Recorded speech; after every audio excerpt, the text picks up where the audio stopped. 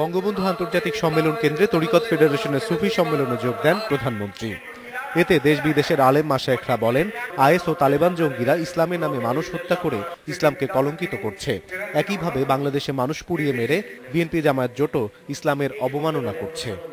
মানুষ মারা পুড়ে মারার ক্ষমতা আল্লাহ পাক কোনো মানুষকে আল্লাহ দেননি। কোরআন এবং সুন্নাহর অ্যাবসলিউটলি এটা হচ্ছে পরিপন্থী। বিএনপি জামায়াতের অপকর্মের বিরুদ্ধে জনমত সৃষ্টি করতে আলেম সমাজকে আহ্বান জানান প্রধানমন্ত্রী।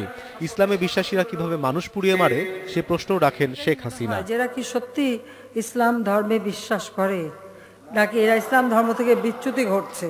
ধর্মের নাম নিয়ে বিএনপি জামাত জোট রাজনীতি করে ঠিকই, আবার তাদের হাতেই মসজিদও রেহাই পায় না। মসজিদে বোমা মারা, মসজিদে আগুন দেওয়া, এর থেকে জঘন্য কাজ বোধহয় আর কিছু হতে পারে না।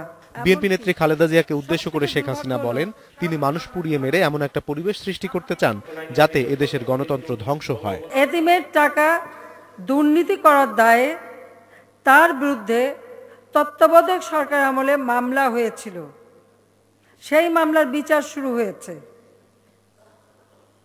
উনি সেই বিচারের মুখোমুখি হতে ভয় পান, কারণ তার ভিতরে যদি সততা থাকতো, আত্মবিশ্বাস থাকতো, তাহলে ওই বিচার তিনি মুখোমুখি হতেন।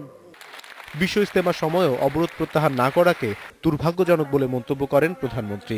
নিজেদের স্বার্থে রাজনৈতিক কর্মসূচির নামে যারা মানুষ পুড়িয়ে মারছে, সৃষ্টিকর্তা তাদের সুমতি দেবেন বলে আশা করেন শেখ হাসিনা।